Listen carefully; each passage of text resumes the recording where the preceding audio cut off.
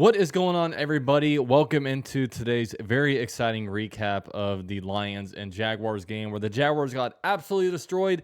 And it's funny because, these videos are brought to you by BetUS, and this game actually had a 14-point spread. And in a lot of ways, it was like, they're just trying to bait people to put some money on the Jaguars, because that's honestly a pretty wide spread. But man, the Jaguars got absolutely destroyed, 52-6. I mean, my God. The Jaguars got very, very much outcoached, and it was a very bad situation. So, with all that said, if you guys want to put more money on the Jaguars, we'll just have to see. We'll see how these spreads go. I mean, after the Texans, we have games against pretty much all losing teams. So, we might pick up some garbage wins here or there. And if you guys are interested in that, check out BetUS. 150% deposit bonus using promo code YouTube150. And with all that said, I'm going to go into my recap from Bleacher Report earlier. So I don't really know how to recap this game. I'll be straight up honest with you. I know a lot of people going into this game. I mean, the Jaguars on a lot of the major, betting sites out there, the Jaguars were 14-point underdogs, which is usually a pretty big spread, and usually it's sometimes hard for, the not the underdog, but the favorite to be able to cover that. But the Lions had no problem doing that, man. It was insane. The Lions are so outclassed when it comes compared to the Jaguars. And yeah, the final score of this game, 52-6. The Lions scored touchdowns on, let's see. We have 1, 2, 3, 4, 5, 6, 7 straight touchdowns by the Detroit Lions. 7 straight touchdowns. That's insanity. That is absolute insanity. And at one point, the Jaguars were up 3-0. I was like, guys, take a snip of this. Stop the count. Stop the count. The Jaguars are actually beating the Lions this game. The 8-1 Detroit, or what were they at the time? Let me refresh because I believe, they are 8-1. It says no, they're 9-1. It just hasn't updated on the app. So yeah, we were up against the 8-1 Detroit Lions, 3-0. Stop the count. But yeah, the Jaguars jaguared. This was the 9th most yardage by a team in NFL history. They are just flat out better than us, and the Jaguars are just a team with not much of a direction right now. And this was a game a lot of us were looking forward to. And honestly, a lot of Jaguar fans were not rooting for the Jaguars this game. And it has nothing to do with, even the tank. I know there are some people that are tank. I know for me, with where we are, I don't mind the Jaguars losing games at this point. Once you reach a certain point where now the Jaguars lose this one and the best record they can have is 8-9, it comes to a point where, I look at the Jaguars' future and I don't see Doug Peterson in the future and I don't see Trent Baalke in the future, and I want to make the Jaguars GM and head coach spot as attractive as possible. And a part of that formula would be having the number 1 overall pick. So the Jaguars at this moment have that. We'll see once these games wrap up. And, I know going into this week, the Jaguars number 1. Of course, there's some weird tiebreakers involved there. The tiebreaker goes to strength of schedule. And there are some teams that haven't had a bye week. Now the Jaguars do have a bye week coming up. But yeah, there were some not even rumors. There were reports going around by basically saying that, look, Shad Khan doesn't like to fire guys midseason, but if the Jaguars get blown out against the Detroit Lions, the Jaguars could very well fire Doug Peterson. He could very well get fired after this game. And I would call this a blowout. The Detroit Lions were not stopped until the fourth quarter when they got a field goal with Hendon Hooker in the game from Tennessee. So, yeah, the Jaguars, and we can just go ahead and go through the drive-by-drive summary. The Jaguars started out this game. They actually got a field goal their first possession. It ended a long streak of games where the Jaguars went scoreless. And Cam Little nailed a 59-yarder. So that was pretty cool to see Cam Little nail a long field goal. Of course, at this point, I've been telling people, for me at this point, the season is all about Trevor Lawrence and our young players. Well, there's no Trevor Lawrence, but I want to see young players play, and we have a rookie kicker who it feels like, the Jaguars have been playing a lot of musical chairs at kickers for a while. Feels like we at least finally have our kicker, right? So he nailed a 59-yarder. It was good to see Cam Little be able to come through when we needed him like that. Detroit got themselves a touchdown. The Jaguars followed that up with a 3-and-out. Detroit got a touchdown. The Jaguars went 3-and-out. Even in that possession on second down, the Jaguars had to call a timeout. And then coming back from the timeout, the Jaguars false started. Thank you, coaching staff. And then Detroit scored another touchdown. The Jaguars punted. Detroit scored a touchdown. And then the Jaguars got a field goal. So with that said, the Jaguars at the half were down 28-6.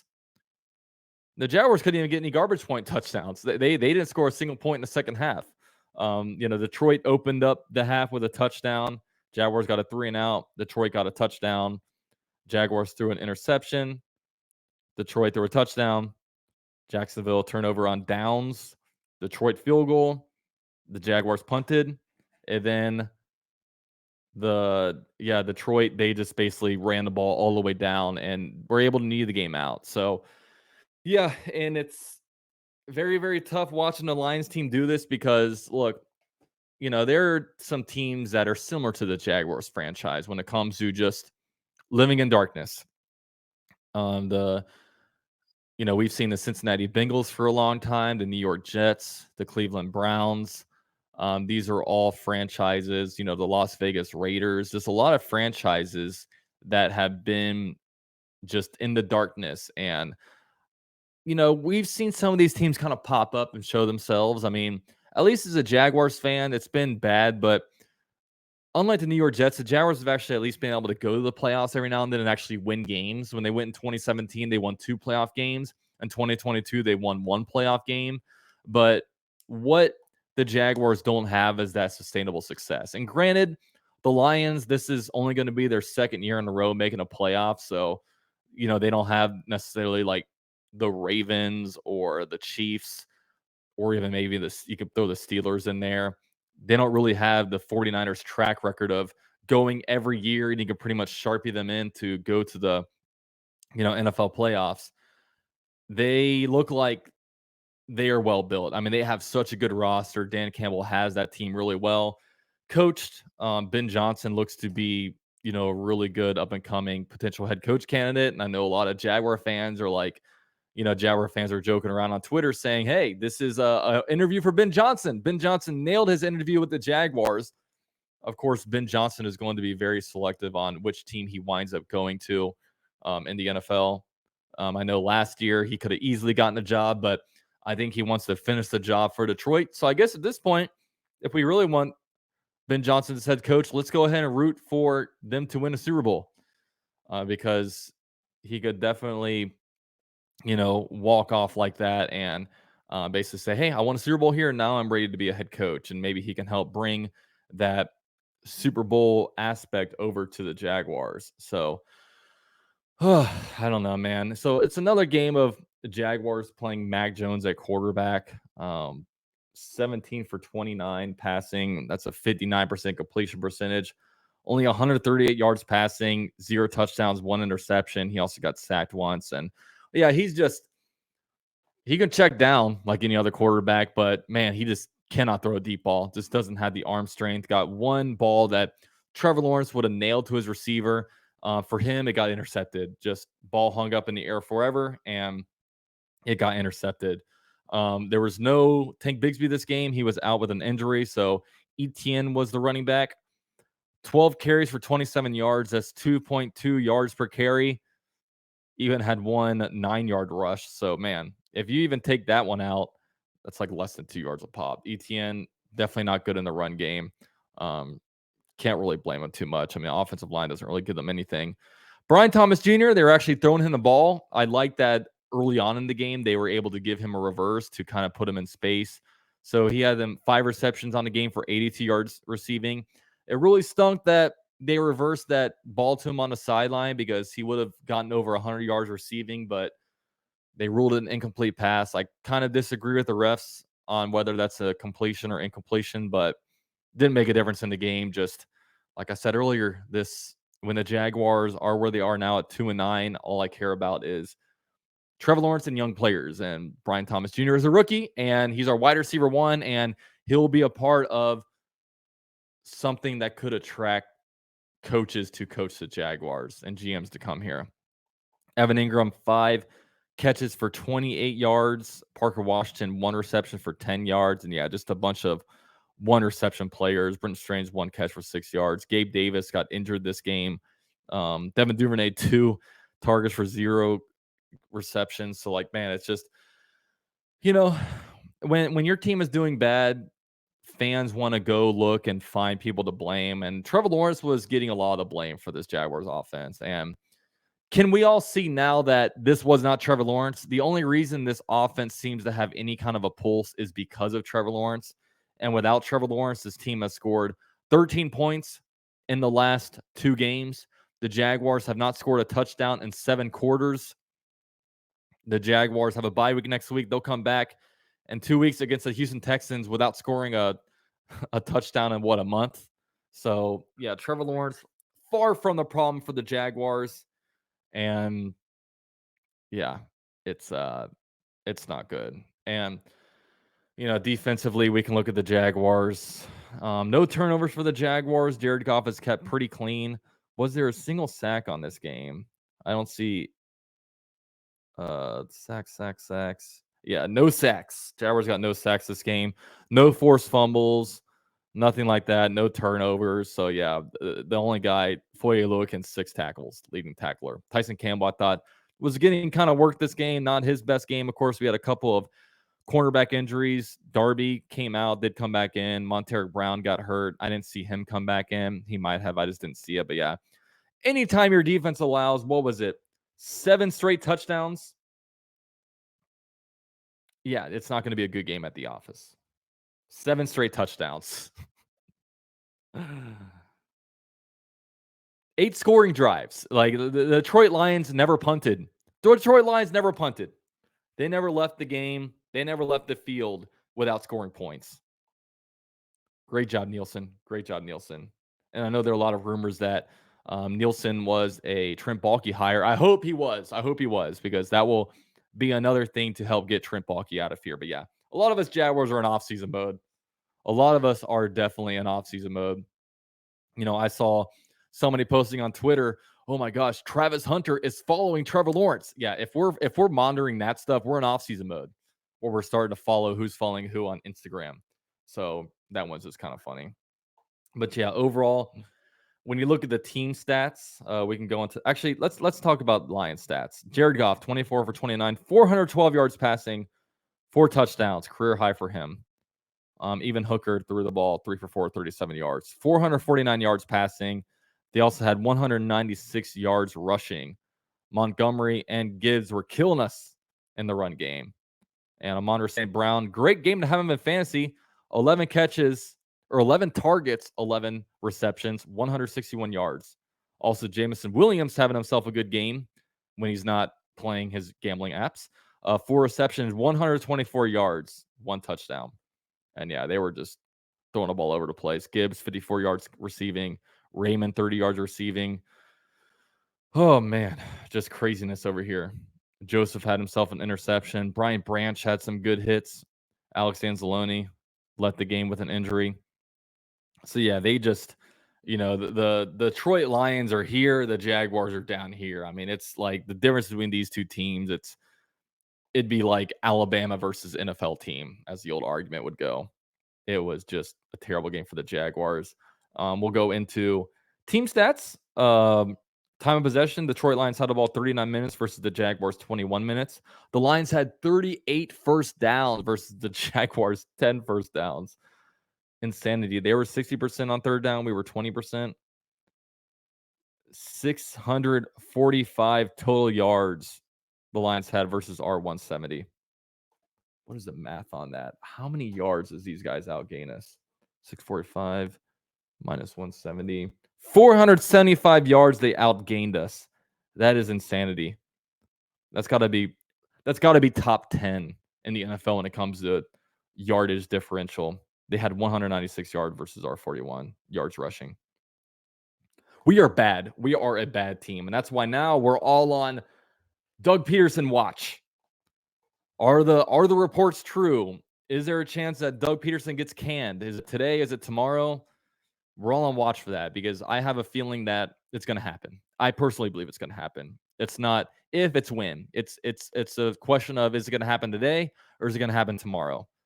If it happens today, they have to take a flight back home. If this is a home game, I would say maybe today. Maybe they just say, all right, Doug, get your stuff and leave. Maybe it happens tomorrow where they can have kind of a full conversation. Does Balky go with them? I know they're saying Balky will get to the end of the year, and I'm like, why? Why should Balky get to hang around? Get the cancer out of the building. Because right now, what are they doing? All they're doing is they're monitoring their injuries. They're managing the practice. If a guy gets hurt, they're finding somebody to elevate. I could do that job. Hire me. I'll be a tenth of the cost of Trent Baalke. I'll go out there and do it. But I don't see what the point of having him around is. Get the let the players know, all right, we're moving in a new direction. A lot of you guys might be on different teams next year. Just play for the tape.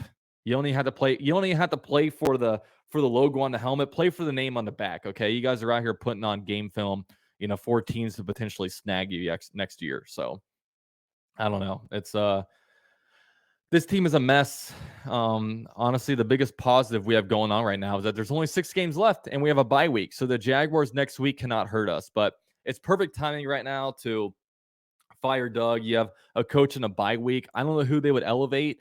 Of course, you have offensive coordinators and defensive coordinators. You have Press Taylor. You would think that, Press Taylor is like an extension of Doug Peterson. It's like Dr. Evil and Mini-Me. They kind of had to go together, right? Ryan Nielsen has been an awful defensive coordinator. I can't imagine they would want to elevate him. He's got his own issues to work out over there. There's been a name thrown out there, Heath Farwell. Sometimes special teamers make really good head coaches. He's very high energy, might be what you need. And if you go to the opposite end of the spectrum, quarterback coach Mike McCoy. He's a lot older, but he's been a head coach in the NFL before. I'm not sure what they do. I don't, I even was joking around. Maybe you bring in Jeff Saturday, not Jeff Saturday, but do what the Colts did. They brought in Jeff Saturday to be the interim head coach. What if we go out there and hire Tony Baselli? He wasn't on Jaguars happy hour last week. Maybe he was doing some talking. I don't know. But does it really matter? Does it really matter at this point? The Jaguars are going to go 8-9, or Jaguars have 9 losses. The best they can do is 8-9. That probably will not get you into the playoffs. So at this point, winning hurts you, which is a shame because the Jaguars have 4 division games left, and I would love to sweep the Titans. I would love to spoil a little bit of what the Texans have going on, but it can only hurt us in our draft spot. So you got to kind of close your eyes and watch the losses pile up. And then hopefully in January, we can look at it and we have the number 1 overall pick. And we can say, hey, do teams want a quarter? We have our quarterback. Who wants to do some negotiating? Do we want to take Travis Hunter, the freak from Colorado? What do we want to do? There's going to be a lot of options for us. So we'll just have to see. We just got to be able to get through it. So usually, like these streams, I like to get a sense of, because I'm just me. I want to get a sense of what people on the Twitter are saying. So let me go ahead and here we go. Share Twitter. Sorry about that. Okay. So the Jaguars down 43. I think that was all of us today. Ben Johnson is crushing this interview for Jaguars head coach. Absolute facts. He did. Jaguars' 46-point loss today at Detroit was the worst loss in franchise history, surpassing the 44-point loss the Jaguars suffered to the Lions in the summer 1995. Wow, we are full circle. Biggest loss since our inaugural year as a football team. And we also got killed by the Bills. Don't know how big of a loss. I think that was I forget how big of a loss that was. Jared Goff to the Jaguars. Yep, pretty much. Oh, look at this. This game is on track to be the worst loss in Jaguars history. I'm pretty sure this is the Wells Fargo building in downtown Jacksonville. Well, it's pretty good. Pretty good. The Jaguars look like a CFL team without Trevor Lawrence. Please stop telling me he's not a top 12 quarterback at minimum. Clean house on his staff and go have a strong draft. Look at this. Worst Jags loss of all time. 44-0. December 17, 1995. This record is in danger. And it absolutely got smashed. Jaguars smashed that one. If the Lions don't drop 50 on this abomination of a Jaguars team, I'll never forgive Detroit. The Jaguars are this far away. That's pretty funny apples to apples there. The Jaguars players never heard that bad. Jaguars player heard that bad of a loss would get Doug Peterson fired and completely understood the assignment. To all Jaguar fans. That's got to be coming, right? A message to Jaguar fans about the removal of Doug Peterson, which is a shame because, like, 1 year ago, guys, 1 year ago, we were like, I think we were 7-3. We were 8-3 after Thanksgiving. I would have never thought that when the Jaguars were 8-3 after Thanksgiving, after beating the Texans, that less than a calendar year later, Doug Peterson would be fired. We only have 3 losses since that game. The Panthers, the Patriots, and the Colts at home. 2 of the worst teams in the NFL, and the Colts at home, which doesn't matter how bad we are, we always beat the Colts at home. Which is funny looking at, we're 2-9 and we still found a way to beat them. It's pretty insane, right? Michael Duraco, the Lions defense is good, so that's certainly a factor, but the Jaguars offense is almost non-functional right now. It should end once and for all. The Trevor Lawrence is a problem criticisms, yes, and I absolutely agree. And they're out there. They're out there from not only fans, but also national media guys that I would call casuals, guys that don't watch the games because, I mean, I don't blame them. If I didn't cover the Jaguars, I would not watch the Jaguars, okay, because this team is not fun to watch. But there are people out there, smart people that break down the film, and they say it's not a Trevor Lawrence problem. It's a Jaguars problem. And it's from the top down. It's from the top down. That's why we need to clean up what's going on out there. Bring in Ben Johnson, have a guy that he can work lock and step with to be able to change this team and this culture around a little bit, you know? It's crazy. Clean the house. Yeah, this was the thing that came out. Change appears to be coming for the Jaguars, facing one of the NFL's best teams with a backup quarterback and loses to 4-5. So,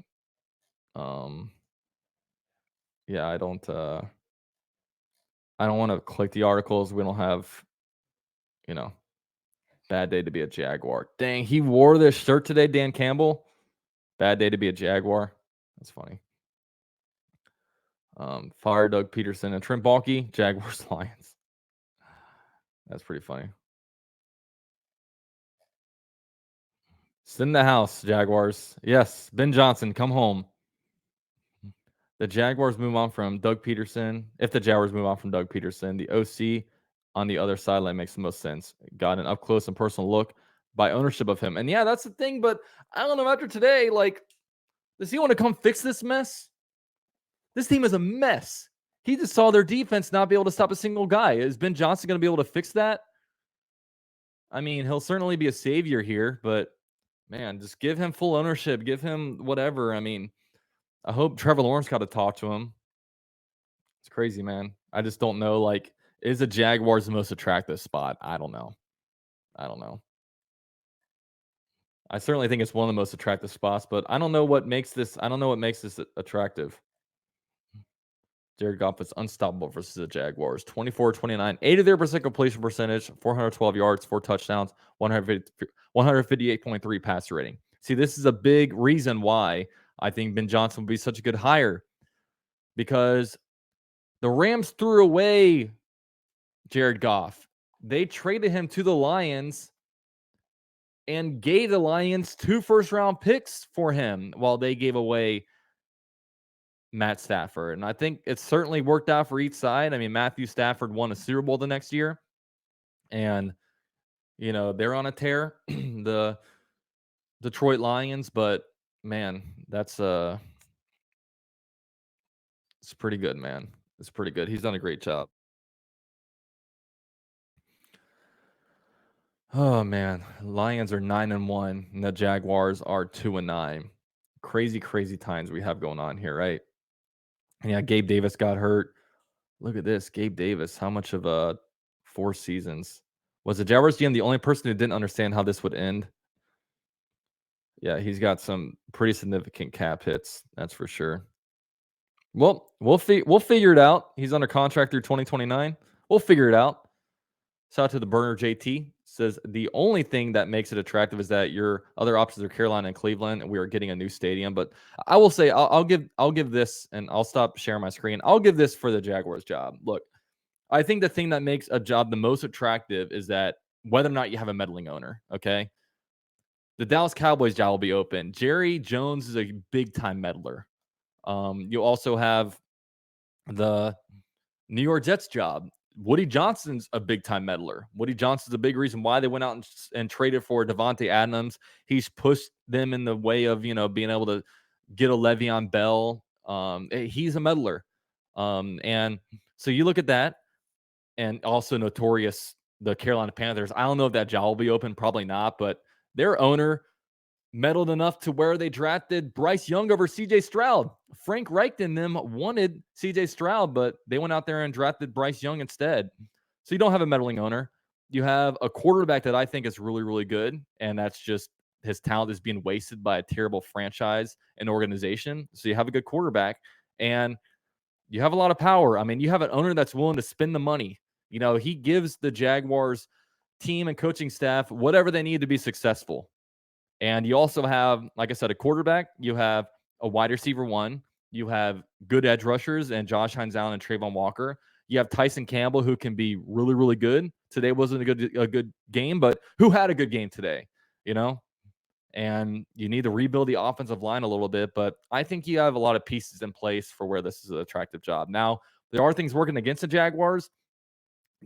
Are there coaching candidates that would much rather play for a big star in Dallas? They have a big market team. New York is a big market team. Like, both New York jobs are going to be open. Obviously, those are very storied franchises. We can't do anything about that. We're Jacksonville. We can't just all of a sudden become big. So there's that, but it's all about what they want, man. It's all about what they want. I think the job is attractive, but maybe just the Jaguars being in Jacksonville could stop them. We'll see. So thank you guys for watching. We are on Doug Peterson Firing Watch, but do want to give a shout out to BetUS for sponsoring this video. 150% deposit bonus using promo code YouTube150. You guys have a good evening. You guys have a good week. Go Jags.